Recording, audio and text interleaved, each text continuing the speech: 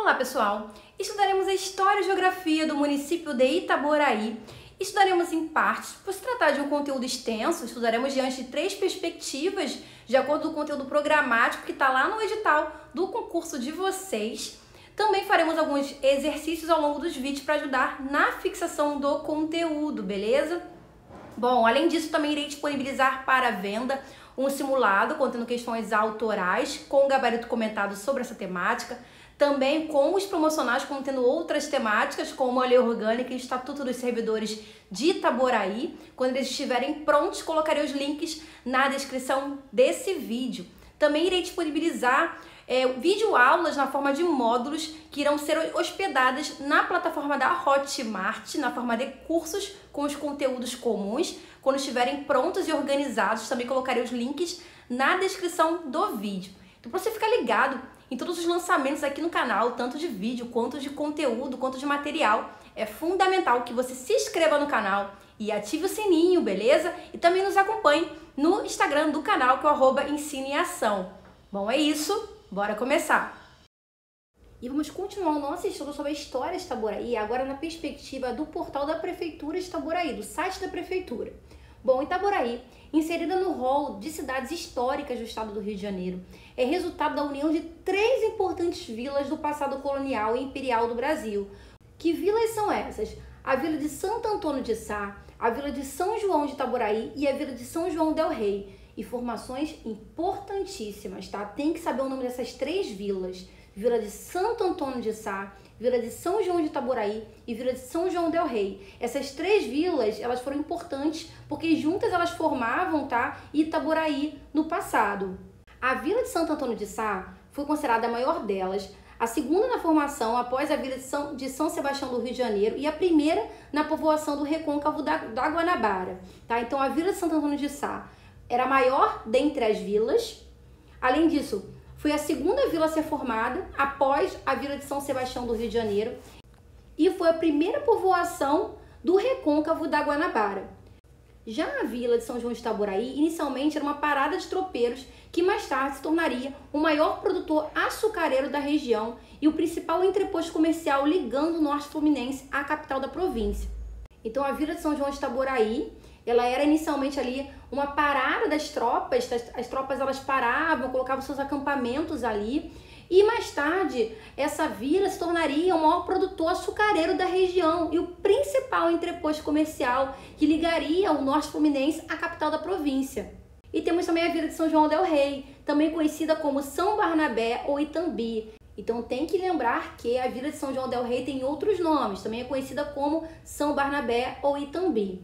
E essa vila, essa região, ela foi um importante aldeamento jesuítico entre os índios goiatacazes, maromomes, tamoios, tupinambás e especialmente os termininós do cacique Araribóia. Então essa vila de São João del Rei, nós tínhamos ali importante aldeamento jesuítico e também tínhamos a presença de povoamento dos povos indígenas, tá? Então não esqueçam, nós temos essas 3 importantes vilas que juntas formam a região de Itaboraí. A Vila de Santo Antônio de Sá, a Vila de São João de Itaboraí e a Vila de São José del Rei. Lembrando que a Vila de Santo Antônio de Sá é a maior delas, tá? Que foi a segunda vila após a formação da Vila de São Sebastião do Rio de Janeiro, a primeira povoação do Recôncavo da Guanabara. Lembrando que a Vila de São João de Itaboraí, ela era onde paravam os tropeiros e mais tarde se tornaria, né, um local de grande produção de açúcar e um grande entreposto comercial que ligaria ali o norte fluminense à capital da província. E a Vila de São José del Rei, ela tem ali tinha um importante aldeamento jesuítico, né, que você tinha ali importantes povos indígenas, né, como eu citei aqui alguns para vocês. Então, para conhecer a história de Itaboraí, é importante compreender como se deu no século XVI o processo de povoamento de toda essa região e que sua ocupação territorial ela foi condicionada a diversas variáveis, como a proximidade de rios navegáveis que funcionavam como caminhos d'água, a situação do sertão do Macacu, os fins catequistas das companhias de Jesus, no caso, né, dos jesuítas da região, né, de Cabuçu e Itambi, ou mesmo as localizações estratégicas em rotas de tropeiros, situação de Itaboraí, o que também acabou beneficiando o desenvolvimento econômico de importantes fazendas com seus grandes engenhos de açúcar. e o prestígio de influentes políticos que se destacaram na província, dentre outras razões também que influenciaram no surgimento e também na decadência das citadas vilas. A gente já discutiu muito sobre isso, né, nos outros estudos, principalmente nas nossas primeiras aulas, quando a gente falou dos aspectos históricos de Itaboraí. Então, nós temos aqui, no século XVI, o processo de povoamento dessa região, que está condicionado a diversos fatores. Um desses fatores é a localização estratégica de Itaboraí. A proximidade de Itaboraí com rios navegáveis, que funcionava como cursos d'água, né, como caminhos d'água. Isso facilitava, né, porque o fato de você ter uma proximidade com rios navegáveis permitia ali a movimentação de quê? A movimentação de mercadorias, por exemplo. Facilitar o fluxo de mercadorias. Então isso era muito importante, sim, para aquela região. Não só o fluxo de mercadorias, como também de pessoas, né? Além disso, também tínhamos a questão dos fins catequistas das companhias de Jesus, né? Nós tínhamos ali os jesuítas nessa região, né? E isso também tinha essa finalidade, né, de catequizar aquele povo. E isso atraiu, né, os jesuítas para essa região também. Além disso, tínhamos também o fato de que, por conta de Itaboraí estar numa localização estratégica, servia de rota de passagem para as tropas, né, para os tropeiros, que paravam ali, montavam seus acampamentos e acabavam construindo ali uma conexão com Itaboraí, né? Acabavam povoando aquela região por algum tempo, começavam a colocar ali suas tropas, né? Ficar por ali por um tempo. Então tudo isso beneficiou Itaboraí. Somado também, né, a questão dos engenhos de açúcar e também a importância das influências políticas que se destacavam na província. Então tudo isso favoreceu, né, Itaboraí, mas também tivemos períodos de decadência, ok? E aí a gente vai falar um pouco dessas vilas que juntas formavam o território de Itaboraí. Vamos começar com a antiga vila de Santo Antônio de Sá. É no século XVI que se dá a ocupação dos sertões do Macacu pelos colonizadores portugueses, após a retomada da Baía de Guanabara da invasão francesa e a fundação da vila de São Sebastião do Rio de Janeiro. Então, após a fundação da vila de São Sebastião do Rio de Janeiro, nós temos a fundação da vila de Santo Antônio de Sá. Com o intuito de povoar e proteger a região de novas invasões, foram divididas e doadas seis marias, né? Porque aí você conseguia dividir, descentralizar e proteger as regiões, fortalecer, né? E você conseguia descentralizar e fazer com que cada um cuidasse daquela região. Em 1567, o fidalgo português Miguel de Moura recebeu uma grande extensão de terras na planície do rio Macacu. Entretanto, este não a fez prosperar e foi obrigado a doá-las aos padres jesuítas, tidos como ótimos administradores e produtores, além de domarem as almas nativas ao cristianismo. Então, o Miguel de Moura, né, o fidalgo português Miguel de Moura, ele recebeu uma grande extensão de terra, um lote de terra de grande extensão na planície do rio Macacu para ele poder desenvolver, proteger e tudo mais. No entanto, ele não prosperou essa terra e aí ele foi obrigado a doar essa terra para os padres jesuítas, porque eles eram conhecidos como sendo excelentes administradores e produtores. E ainda tinha aquela questão, né, deles catequizarem, né, e domarem as almas ao cristianismo. Em 1612, os jesuítas venderam parte do lote recebido a Manuel Fernandes Osouro, que fundou uma capela dedicada a Santo Antônio e possibilitou a partir desta a formação de um povoado que logo se tornou uma freguesia e cresceu a passos largos, incorporando novos povoados. Então, né, os padres jesuítas que receberam, né, esse lote de terra, eles venderam esse lote de terra a Manuel Fernandes Osouro, isso em 1612.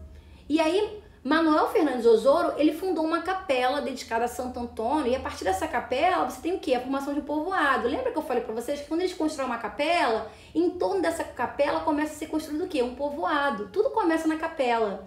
E aí, logo depois, forma-se uma freguesia, que começa a crescer, incorporando novos povoados. Em 1697...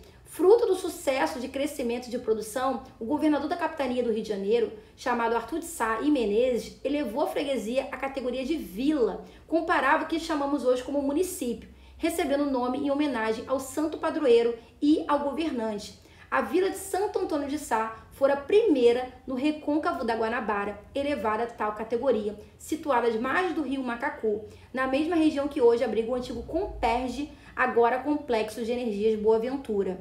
Então, o crescimento dessa freguesia chamou a atenção do governador da capitania do Rio de Janeiro, o Arthur de Sá Menezes, que fez com que essa freguesia ela ascendesse, ela se elevasse à categoria de vila, que é o que a gente conhece como município atualmente. Então, a freguesia deixa de ser freguesia, se torna vila, se chamando Vila de Santo Antônio de Sá, que foi a primeira no Recôncavo da Guanabara, a primeira a se elevar a essa categoria de vila, situada às margens do rio Macacu, que é onde se abriga o antigo Comperge. Bom, o ato de criação da Vila de Santo Antônio de Sá constituiu uma fonte rica de informações sobre a estrutura política, econômica e social que estava sendo criada no sertão do Macacu. A maior parte das terras pertencia a um grupo muito pequeno de indivíduos com os laços familiares entre eles, que garantiam o controle das terras, fosse por casamento ou herança.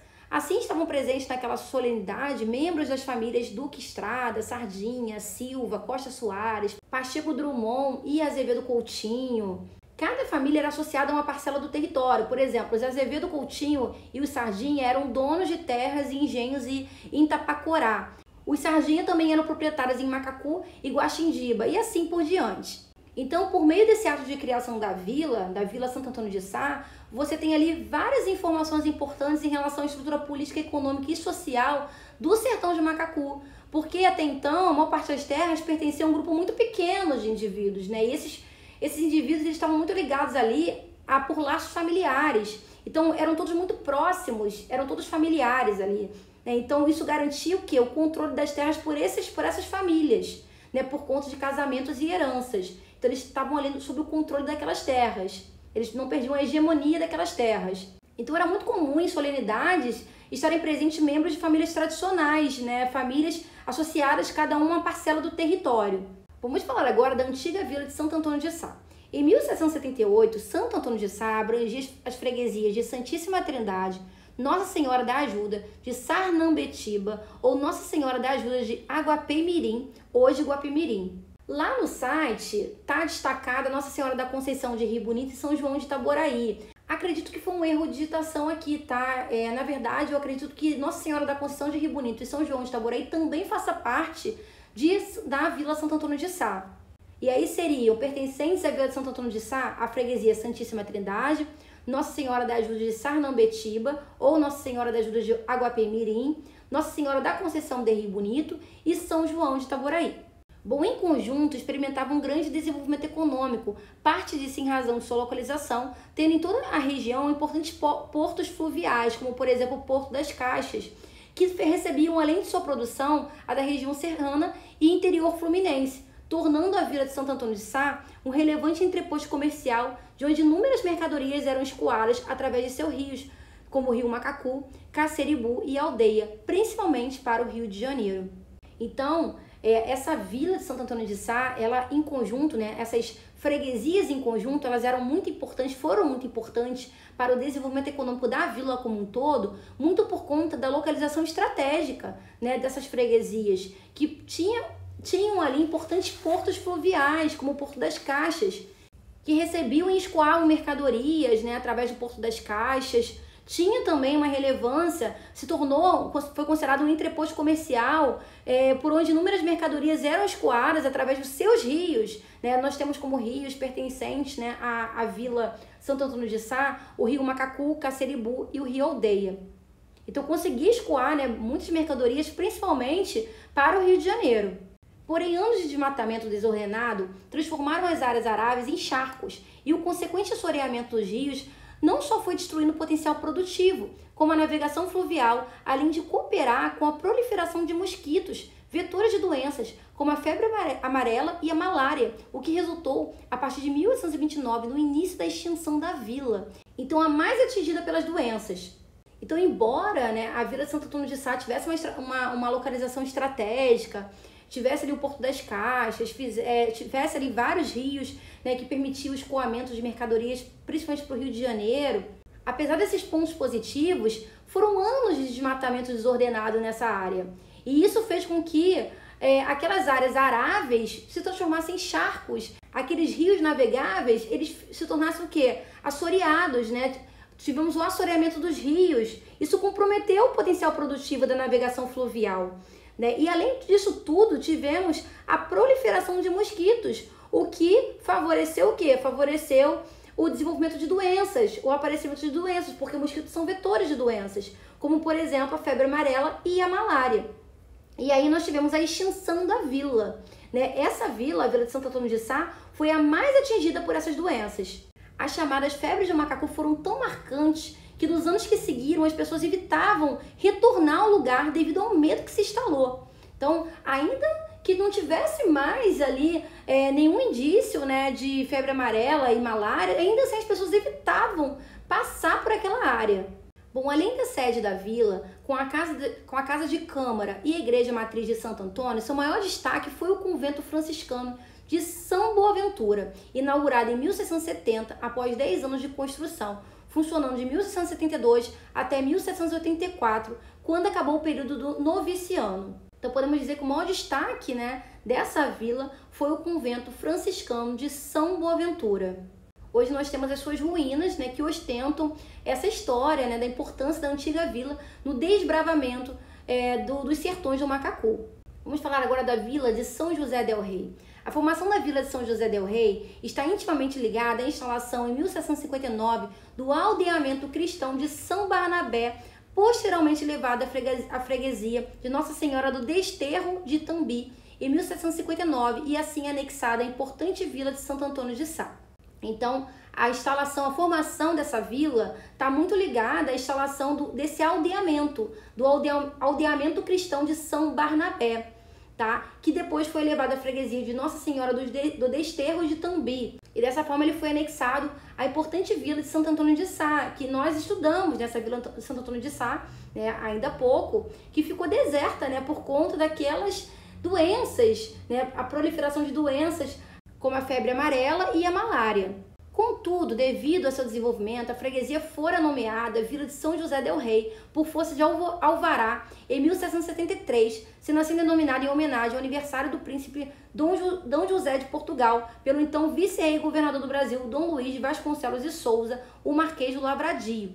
Então, devido ao desenvolvimento, essa freguesia ela conseguiu sua emancipação e se tornou vila, a chamada Vila de São José del Rei, por força de um alvará. Tá? E aí ela conseguiu essa sua emancipação. Mesmo tornando-se independente de Santo Antônio de Sá, somente 11 anos depois houve a instalação da Justiça e da Câmara naquele que seria uma das mais importantes vilas do recôncavo da Guanabara, por estar situada a pouco mais de 2 quilômetros da foz do rio Macacu, o que tornava as terras férteis e possibilitava o transporte fluvial. Então, apesar da sua independência em relação a Santo Antônio de Sá, somente 11 anos depois que nós tivemos essa instalação da Justiça e da Câmara. Nessa vila que foi considerada uma das mais importantes do recôncavo da Guanabara por conta da sua localização, por estar muito próximo ao rio Macacu, né, a foz do rio Macacu. E isso era importante, né, porque tornava essa proximidade com o rio, tornava as terras dessa vila muito férteis e possibilitava o transporte fluvial. Inicialmente, praticamente toda a região do estado do Rio de Janeiro, incluindo os sertões do Macacu, era uma terra de nativos indígenas, até a chegada dos colonizadores portugueses, que para cá vieram com o objetivo de expulsar os franceses que haviam se estabelecido na Baía de Guanabara. Tá? Então, inicialmente nós tínhamos ali, nessa região do Rio de Janeiro, os nativos indígenas, até a chegada dos portugueses, que tinham esse objetivo de expulsar os franceses que estavam se estabelecendo na Baía de Guanabara. Para isso, aliaram-se ao cacique Araribóia, líder dos Temininós, e obtiveram vitória. Com a vitória, o governo português doou ao cacique as terras onde foram fundados os aldeamentos de São Lourenço, que é atual Niterói, e São Barnabé. Então, a vitória da coroa portuguesa tem muita relação também com a participação do cacique Araribóia, do líder dos Temininós, que eles que ajudaram, tá, nesse enfrentamento aí para expulsar os franceses. E aí os portugueses, eles doaram a esse cacique as terras onde hoje foram fundados os aldeamentos de São Lourenço, que é a atual Niterói, e também São Barnabé. Lá os indígenas aliados se estabeleceram e deram um nome à região pertencente ao recôncavo da Bahia, mantendo o toponômio de origem tupi, que segundo Teodoro Sampaio significa Ita, pedra, e Mbi, alto, erguida, alçada, ou seja, pedra em pé. Denominação esta dada a toda a área que compreendia os sertões do Macacu. Então, os indígenas aliados, né, aos portugueses se estabeleceram nessa área que eles receberam, né, que foram doados pelos portugueses a eles, que foram o aldeamento de São Lourenço e São Barnabé, mantendo o topônimo de origem tupi. O aldeamento de São Barnabé fazia parte de uma estratégia de segurança dos colonizadores portugueses, que junto com os aldeamentos de Itaguaí, São Lourenço, Niterói, São Pedro da Aldeia e Macaé, serviam para guardar a costa em torno do Rio de Janeiro contra possíveis invasões de nações inimigas, franceses e holandeses, e também funcionavam como locais de produção de mão de obra e catequização indígena. Então, no final das contas, era uma grande estratégia, né? Manter esses lotes de terra, esses aldeamentos com esses grupos indígenas, porque era uma forma de você proteger a costa do Rio de Janeiro contra invasões de franceses e holandeses, ao mesmo tempo que você fazia ali a catequização desses grupos indígenas. Assim, eram administrados pelos padres da Companhia de Jesus, jesuítas, porém com muitas intervenções da coroa portuguesa e também de colonos que constantemente recolhiam os aldeados para o trabalho braçal.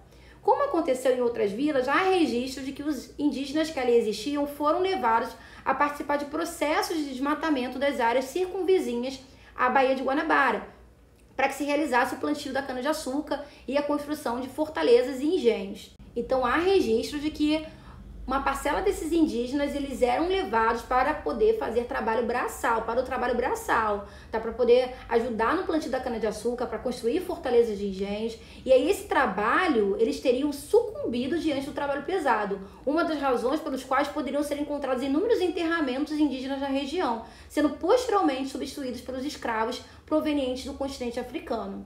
A dizimação da população nativa gerou conflitos entre os religiosos e o governo português, que culminaram com a expulsão da Companhia de Jesus do Brasil em 1759 por determinação do Marquês de Pombal. Então a morte desses indígenas fez com que isso gerasse conflitos entre os religiosos e o governo português, que fez com que o governo português decidisse pela expulsão da Companhia de Jesus do Brasil em 1759 por determinação do Marquês de Pombal. Querendo aprofundar a utilização dos nativos como meio para ampliar o domínio e exploração do território, o governo português planejou fazer dos indígenas agentes de processo de colonização, dando-lhes inclusive a posse de terras e transformando os aldeamentos em vilas. Porque na verdade a ideia dos portugueses era que os indígenas protegessem ali a costa do Rio de Janeiro, servisse como uma segurança em relação à costa. E, na verdade, o que estava acontecendo era que, por conta deles estarem sendo utilizados, captados para poder trabalhar nos engenhos e tudo mais, muitos estavam morrendo, não estavam aguentando, tá? Então, isso fez com que gerasse conflitos entre os religiosos e o governo português e fizesse com que culminasse nessa expulsão da Companhia de Jesus do Brasil. Desse modo, em 1773, São Barnabé foi o único aldeamento do Rio de Janeiro elevado a esta categoria administrativa, recebendo o nome de Vila de São José del Rei. Mas esse percurso de mudança de categorias administrativas não foi tão simples, envolvendo avanços e retrocessos. Ademais, os indígenas eram constantemente enganados e roubados, não conseguindo manter suas propriedades e também a sua liberdade. Então, nós tivemos a elevação, de São Barnabé para a categoria de vila, a Vila São José del Rei, isso em 1773. Nessa época, São Barnabé foi o único aldeamento do Rio de Janeiro que conseguiu atingir essa categoria administrativa. Porém, isso não significa que isso se deu com avanços somente. Nós tivemos também vários retrocessos, vários conflitos. Diante da política pombalina, pouco sobrou do aldeamento considerado como sendo um dos mais civilizados. A própria vila de São José del Rei teve vida curta, apesar de se tornar independente ao ser elevada à vila e logo depois incorporar a freguesia de Nossa Senhora do Desterro de Tambi, que pertencia a Santo Antônio de Sá, em 1833, foi extinta e seu território ficou vinculado à já importante recém-criada vila de São João de Itaboraí. Então, a vila de São José del Rei teve vida curta, tá? Embora ela tenha conseguido a sua independência, tenha se elevado à condição de vila, ela tenha, logo depois, incorporado a freguesia Nossa Senhora do Desterro e tudo mais, ela teve uma vida curta. Em 1833 ela foi extinta e o seu território ficou vinculado a uma outra vila que nós vamos estudar, que é a Vila São João de Itaboraí. Em 1840 criou-se o distrito de Vila Nova de Tambi, obrigando todo o território onde antes fora o aldeamento de São Barnabé, a Vila de São José del Rei e a freguesia de Nossa Senhora do Desterro de Tambi, sendo renomeado posteriormente de Vila Nova de Tambi e em 1911 finalmente apenas de Tambi. Então tivemos em 1840 a criação do distrito de Vila Nova de Tambi. Esse distrito de Vila Nova de Tambi, ele passa a abrigar o aldeamento de São Barnabé, a vila de São José del Rei e a freguesia de Nossa Senhora do Desterro de Tambi. Vamos falar agora da vila de São João de Itaboraí. Com relação ao povoamento, Itaboraí, também conhecida como Tapacorá ou Itapacorá, tem a seguinte descrição, segundo o escritor e acadêmico Salvador de Mendonça. No século XVII, o governador Salvador Corrêa de Sá mandou abrir a estrada de Campos dos Goitacazes a Niterói. Essa estrada passava pela colina de Itaboraí, caminho de Vila Nova e São Gonçalo. No alto da colina, à beira dessa estrada, havia uma fonte sobre um bosque frondoso. Tornou-se esse lugar um ponto de parada para as tropas que por ali transitavam. Levantavam-se ranchos ao lado oposto da fonte. Esses ranchos foram as primeiras casas itaboraienses. A fonte dera o nome ao lugar Itaboraí, que quer dizer pedra bonita escondida na água. E essa denominação nascera de haver, no fundo da fonte, metido na pedra um pedaço de quartzo que despertara a atenção dos índios do lugar. Então esse relato descreve onde tudo começou, como tudo começou, né? Então no século XVII, nós tínhamos ali o governador Salvador Corrêa de Sá, que ele mandou abrir a estrada de Campos dos Goitacazes a Niterói. E aí nessa estrada passavam os tropeiros, né? Eles usavam a estrada, né, para poder atravessar com as suas tropas. E aí no alto da colina, na beira dessa estrada, tinha uma fonte. E as tropas, elas paravam, né, transitavam ali e também paravam por ali. E foi essa fonte que deu nome ao lugar de Itaboraí, né, que significa pedra bonita escondida na água. Defende-se até os dias atuais que o altar-mor da Igreja Matriz de São João Batista fica exatamente sobre essa fonte, cujas águas foram canalizadas pelo subterrâneo, colina abaixo, até desembocar na fonte da Carioca, construída para abastecimento da população que residia na parte baixa da vila de São João de Itaboraí. Então, é defendida a ideia de que o altar-mor da Igreja Matriz de São João Batista fica exatamente sobre essa fonte, ficava exatamente sobre essa fonte. O povoado de São João de Itaboraí surgiu em 1622, como de costume naquela época, a partir da construção de uma capela na antiga fazenda do Iguá, na então freguesia de Tapacorá, por obra do proprietário de terra João Vaz Pereira. Então, seguindo aquela dinâmica de povoado, né? Primeiro se construiu uma capela, né? E a partir dessa capela foi construído ali foi sendo construído um povoado, tá? Então surge em 1622, né? A partir da construção de uma capela na antiga fazenda do Iguá, na então freguesia de Tapacorá. Com o tempo, tal povoado foi se configurando como importante ponto de passagem para os tropeiros que viajavam entre Campos dos Goitacazes e Niterói, levando tropas de mulas e cavalos com muitas mercadorias de uma localidade para outra. Então esse povoado servia de passagem, né, para esses tropeiros que usavam, né, transitavam nesse povoado, que eles viajavam entre Campos dos Goitacazes e Niterói. Eles levavam suas tropas, né, e suas mercadorias de uma localidade para outra. Numa iniciativa desses trabalhadores viajantes, em 1672, 50 anos depois da construção da primeira capela, cujo prédio já estava em condições precárias, foi erguida uma outra igrejinha dedicada a São João Batista, agora localizada no alto da colina, onde hoje é o centro histórico e administrativo do município de Itaboraí. Então, passado bastante tempo, né, foi construído uma igreja erguida onde? Uma igreja erguida no alto da colina, né, onde hoje é o centro histórico e administrativo de Itaboraí. Ali as tropas pararam para descansar e pernoitar. Vale ainda destacar que esses tropeiros, durante a viagem, também faziam paradas na Venda das Pedras, na vila de Santo Antônio de Sá, e seu importante arraial, Porto das Caixas, na vila de São José del Rei, atual Itambi, e nas terras do atual município de São Gonçalo, até chegar a Niterói.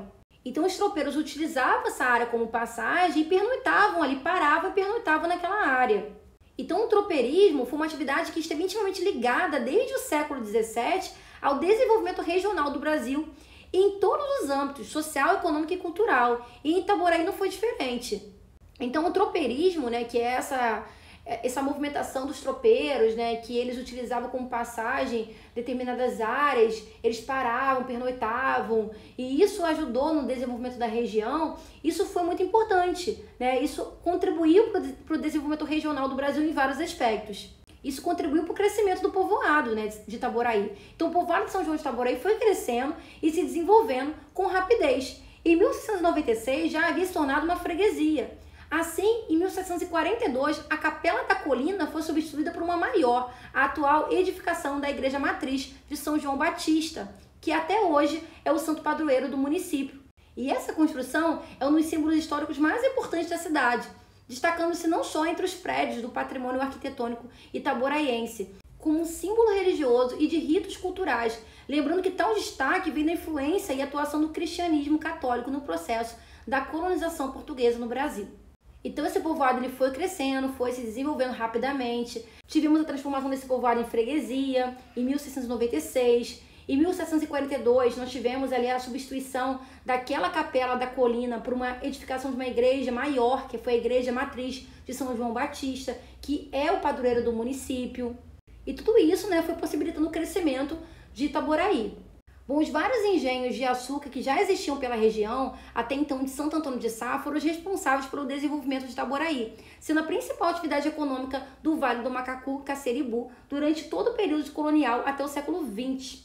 Então, uma das principais produções econômicas de Itaboraí até o século XX, durante esse período colonial, foi a atividade econômica do Vale do Macacu, Casseribu, através dos engenhos de açúcar. É preciso lembrar que o açúcar foi durante séculos um dos produtos tropicais mais valorizados no mercado estrangeiro e por isso tornou-se o principal produto de exportação das pequenas colônias luso-brasileiras que foram sendo implantadas na costa atlântica, logo que os primeiros colonizadores verificaram a aptidão de algumas terras para seu plantio. Além dele, a produção de aguardente também era relevante, juntamente com a farinha de mandioca e em meados do século XIX também o café, embora não tão expressivo quanto a cana. Então aqui ele cita alguns produtos econômicos que foram muito importantes na época do período colonial, como a produção de açúcar, além de outros, como a aguardente também, que foi relevante, a produção de farinha de mandioca e também o café, embora não tenha sido tão expressivo quanto a cana. Desse modo, em 1821, a freguesia de São João de Itaboraí já contava com 1.520 residências, 3.082 habitantes livres, 6.564 escravizados, dados que demonstraram uma expressiva dinâmica econômica e uma importante elite senhorial e, consequentemente, influência política. Então ali você teve uma expansão, uma dinâmica econômica muito grande de Itaboraí, com um aumento expressivo no número de residências, de habitantes livres e também de escravizados. Com os constantes alagamentos e o início da decadência da vila de Santo Antônio de Sá, a partir de 1829, São João de Itaboraí passa a se destacar ainda mais e em 15 de janeiro de 1833 é elevado ao patamar político-administrativo de vila, tornando-se independente de Santo Antônio de Sá e incorporando paulatinamente seus territórios, como a vila de São José del Rei, o importante arraial do Porto das Caixas e a região da sede daquela primeira vila, hoje o distrito de Sambaetiba, bem como a freguesia de Tapacorá ou Itapacorá, hoje os distritos de Cabuçu e Pachecos. Então começa a ter ali o início dos alagamentos, o início da decadência da vila de Santo Antônio de Sá, e a partir daí, São João de Itaboraí passa a se destacar cada vez mais, ao ponto de se tornar o quê? Se tornar independente de Santo Antônio de Sá, Se torna o quê? Se torna vila. E aos poucos vai incorporando outros territórios, à sua vila, vai incorporando paulatinamente em seus territórios, como a vila de São José del Rei, o importante arraial do Porto das Caixas, também a região da sede daquela primeira vila, assim como também a freguesia de Tapacorá, que hoje é distrito de Cabuçu e Pachecos. Bom, a nova vila teve seu primeiro governo formado pela Câmara dos Vereadores, instaurada em 22 de maio de 1833. 2 anos depois, foi solicitado ao presidente da província, o Visconde de Itaboraí, a construção da sua Casa de Câmara e Cadeia, iniciada em 1836 e finalizada em 1840, no Paço da Matriz. Então, essa nova vila tem o seu primeiro governo, que é formado pela Câmara dos Vereadores, em 1833. E só 2 anos depois que ela constrói ali a sua Casa de Câmara e Cadeia, que foi iniciada em 1836 e finalizada em 1840 no Poço da Matriz. E vamos fazer uma questão, lembrando que já estão disponíveis para ver os simulados, contendo questões autorais com gabarito comentado sobre essa temática. Temos também os combos promocionais, contendo outras temáticas, como a Lei Orgânica, o Estatuto dos Servidores Públicos do município de Itaboraí. Vale muito a pena, é uma ótima forma de vocês exercitarem aquilo que vocês estão estudando aqui na teoria. Os links estão presentes na descrição desse vídeo. Tem também os cursos contendo videoaulas no formato de módulos sobre os conteúdos comuns para nível médio e superior. Os links também estão presentes na descrição desse vídeo. Vamos à questão. De acordo com as informações históricas presentes no portal da Prefeitura de Itaboraí, o povoado de São João de Itaboraí foi crescendo e em 1696 já havia se tornado uma freguesia.